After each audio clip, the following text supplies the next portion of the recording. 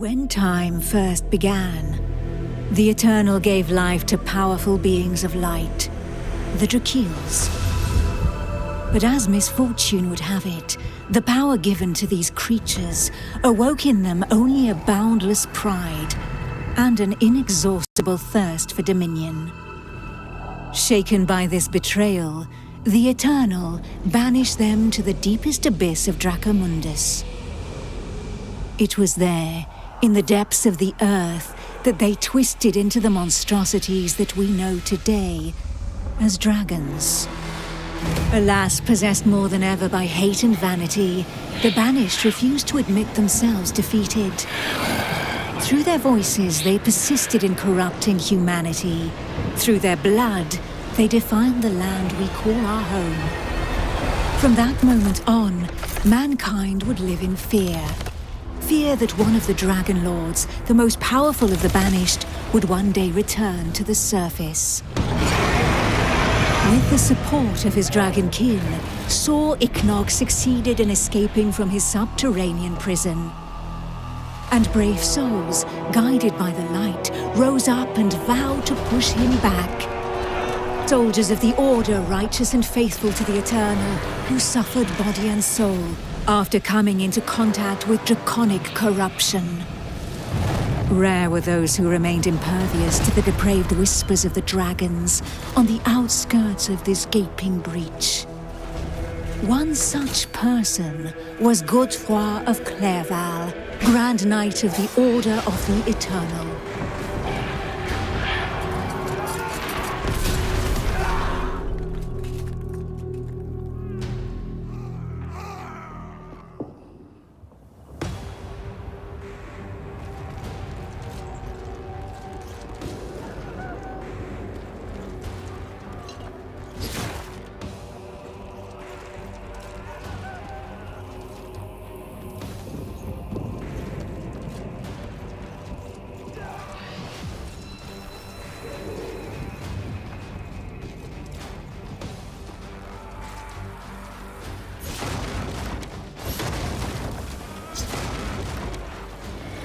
The voice of the Dragon Lord blighted people's spirits and petrified their bodies, instilling terror and madness into those who heard it. Never before had a breach so vast been rent between the two worlds.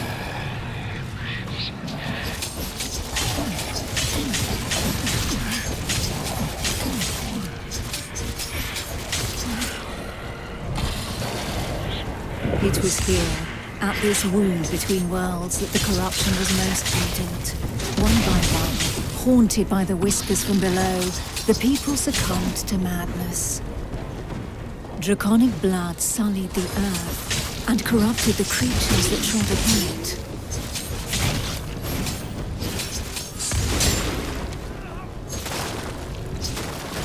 Pitiful in their wretchedness, and too weak to resist the command of their new masters, they drank the blood of the dragon and gave in to depravity.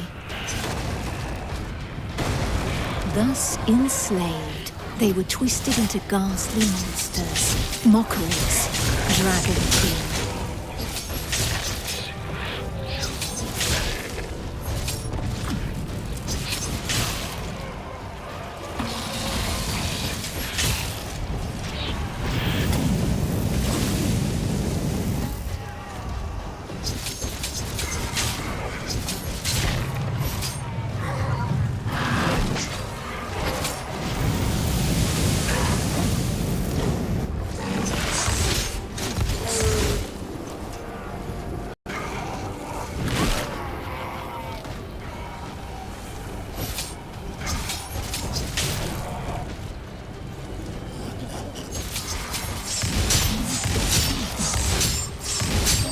Men, women, children, animals, for as many slaves as there were devoted to their cruel masters, just as many grotesque monsters blindly obeyed any order given to them by their Dragon Lord.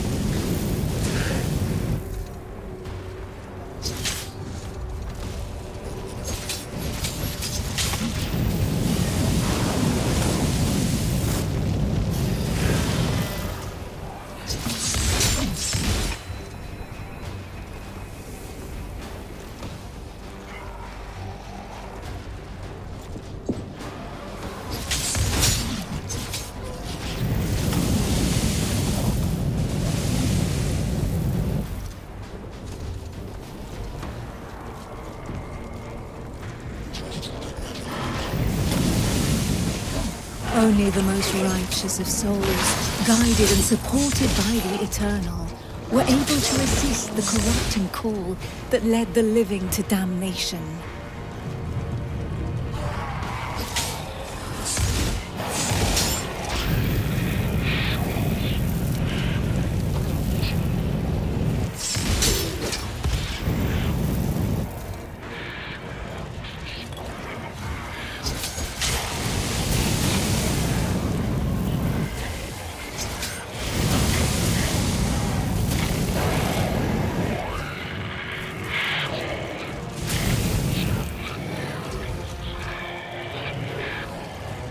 These righteous few bore the feeble flame of man through the darkest shadow, and though it flickered, it would not be extinguished.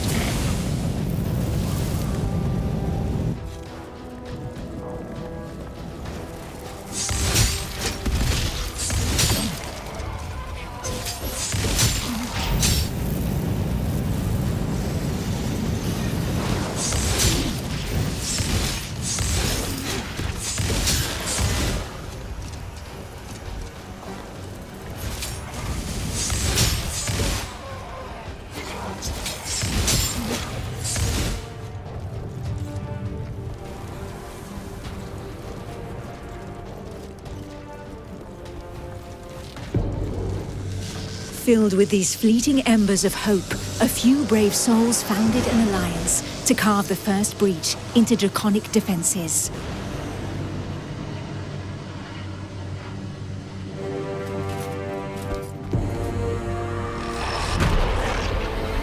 Here, the Dragonkin's power was strong. It fused our world with that of the Banished.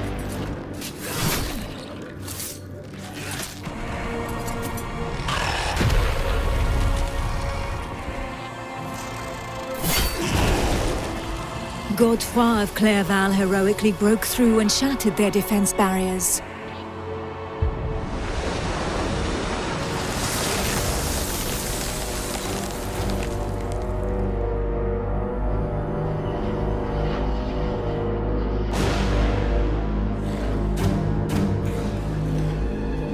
This act of bravery, a feat of the righteous alliance of men, allowed me to lend aid to the Knights of the Order of the Eternal.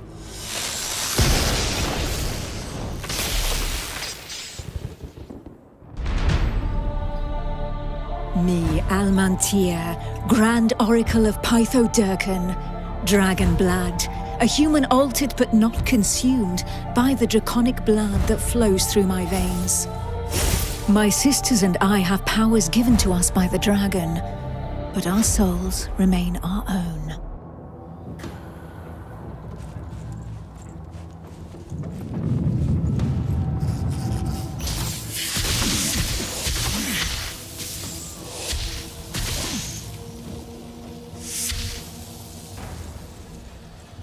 Neither Dragonkin nor entirely human, and afforded extraordinary abilities by our forebears.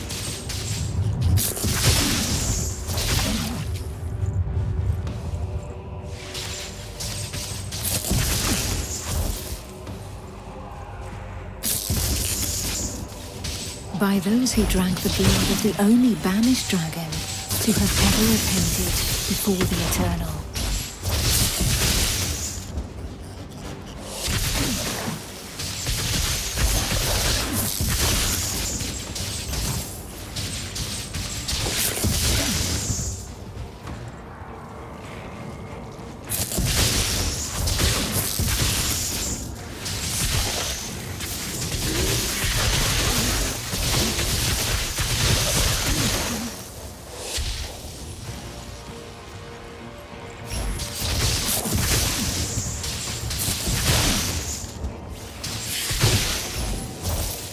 These few drops of draconic blood connected our thoughts to those of the dragons.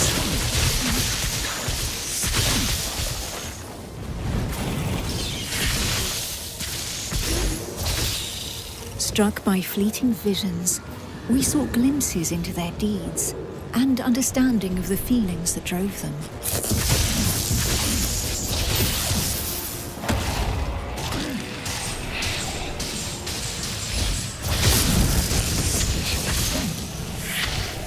With that understanding came a vulnerability.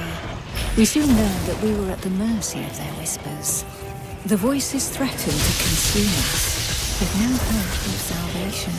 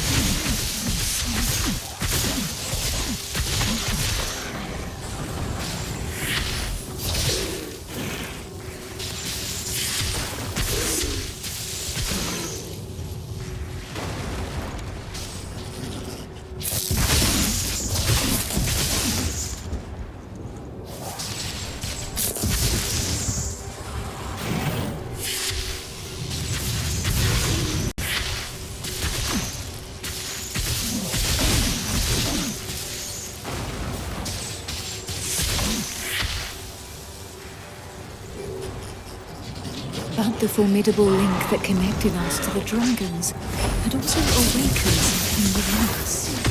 We lived strong in the certainty that the Eternal had pardoned us for the draconic corruption in our veins.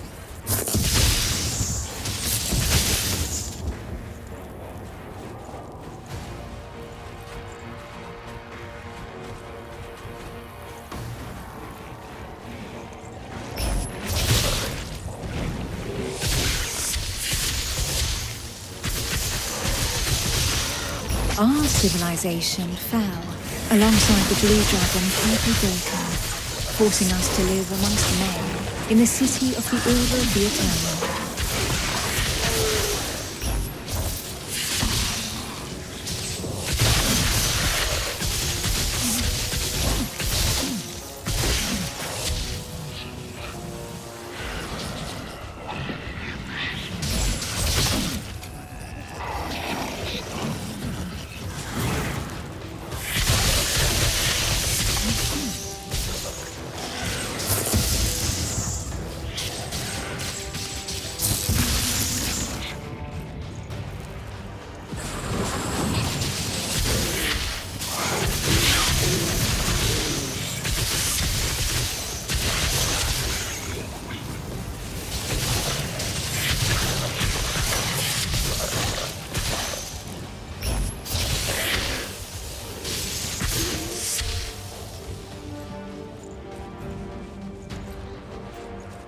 Closer to the breach made by Sir Iknog, Godefroy, fighting fire with fire, confronted the draconic hordes.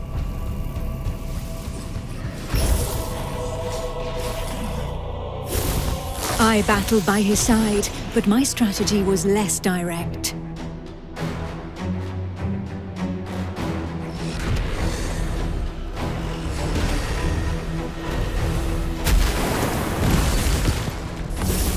My draconic power allowed me to open up a passageway for the men of Nurogard, all of them prepared to make the ultimate sacrifice to save what remained of humanity.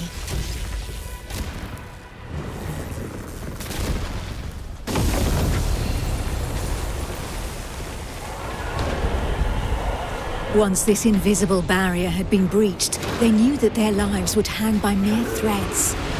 But these warriors from the north cared little for the uncertainties of our plan. A hero's death in the heat of battle with their enemy was the greatest honor that could befall them. Led by the pale dragon blood Harold Truelson, The barbarian fleet had but one objective: to lure the enemy into the open sea and leave the path to the breach vulnerable. If a single vessel reached the coast, then this sacrifice would not have been for naught.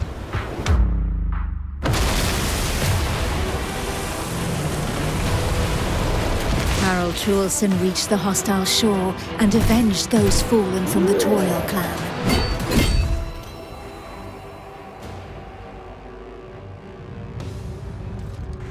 The barbarians of Nuragard feared neither pain nor death, and they welcomed violence as their mighty old and familiar friend. Truelson knew this friend better than most. His existence thus far had been one of suffering, of hardening his resolve, and of preparing to endure the worst of torments, without losing the one thing that every warrior of his clan held dear: his soul. While the Knights of the Order of the Eternal had always been forbidden from making use of dragon's blood, the warriors from the north, staying true to their values, had taken this risk. A select few, highly trained clansmen, risking their lives in the process, had successfully imbibed the pure dragon's blood without succumbing to the corrupting voices. Among them was Truelson. To become a dragon blood barbarian, he paid the ultimate price and cast away a portion of his humanity. In exchange, he received draconic powers that he put to use for the Toriel clan, the Eternal, and humanity at large. And even if all others, from Montesky to Nuragard, recognized the courage and sacrifice of these brave warriors, there was not one that did not also regard them with sincere disgust.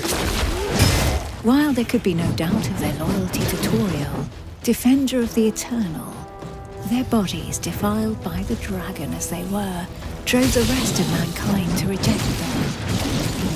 Trust, for his part, cared little for his appearance. What did this matter after all, as long as his soul remained intact?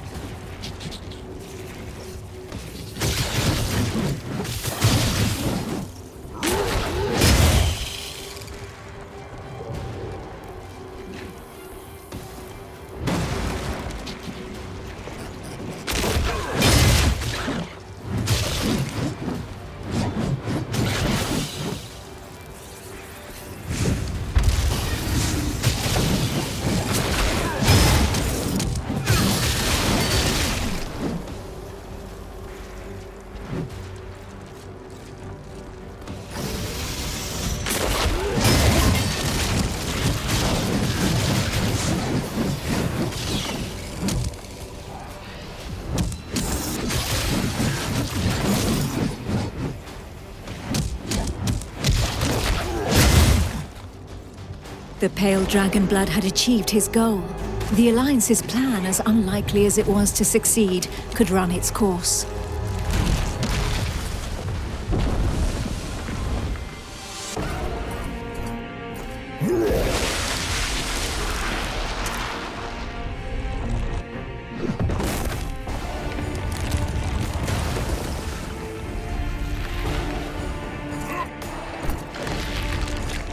The barbarian waited for the signal that would tell him where to carve a bloody path through enemy defenses and lure the dragons far away from the breach.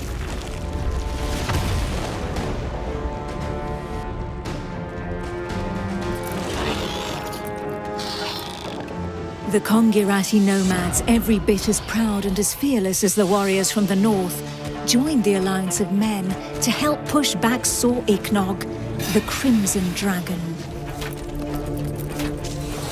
Sitting astride their draconic hybrids, these tracker archers face the dragon steadfastly and seemingly without fear.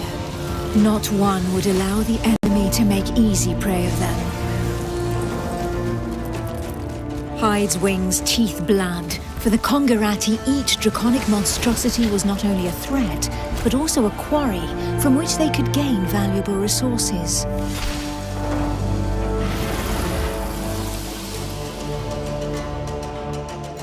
And where others had begged and prayed for divine salvation, these nomads made full use of anything the earth and providence offered them in order to survive.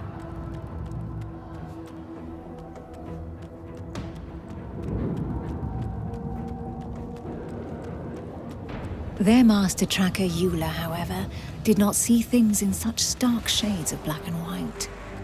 Of all those who made up their number, she was the first to recognize the value of this eternal aid. She rejected neither the ancestral traditions nor the tracking of the Dragonkin, who had made it possible for the Kongarat to excel in the arts of potions, alchemy, poisons, and draconic hybridization. How long would her people be able to continue traveling freely if the corruption were to poison the entire world? It was for this reason that she joined the Alliance of Men.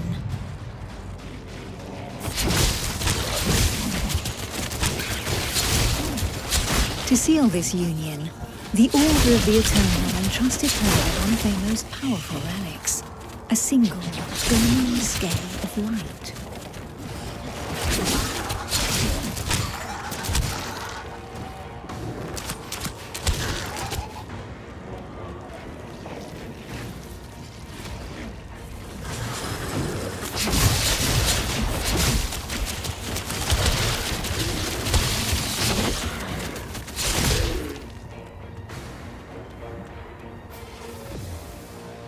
If the legends are to be believed, this scale had been pried from the hide of one of the Drakeels in the heat of battle, back when these beings of light had pushed back the banished dragon lords that ventured too close to the surface.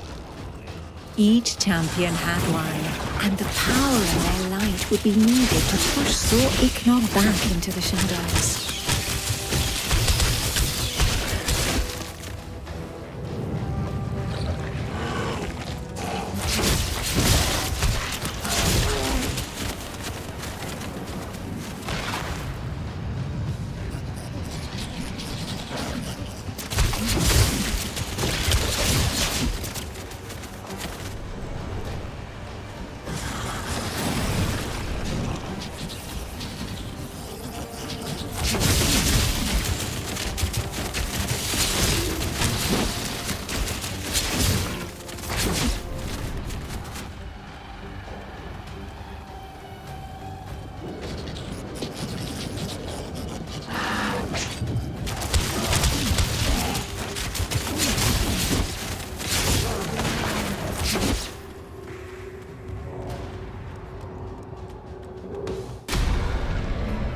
It was up to Eula, armed with her scale of light, to cast the invocation.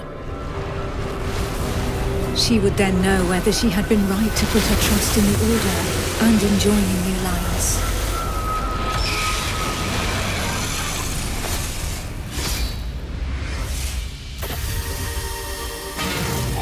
The power of the light was like nothing ever seen before.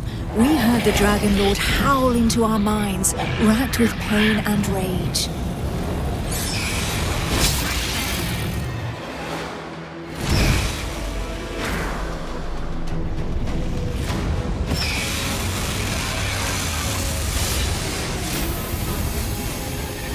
So close to the Dracomundus, our souls suffered as from 1,000 deaths, but we held fast to our positions.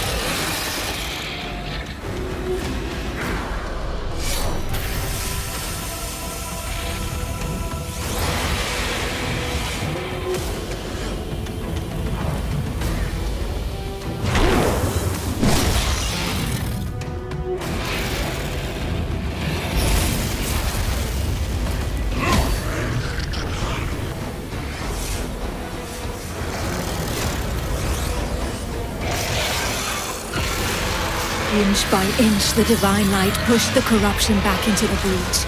And it was thus that the Banished Lord saw Ichnog disappeared once more into the shadows, where he would suffer eternal retribution.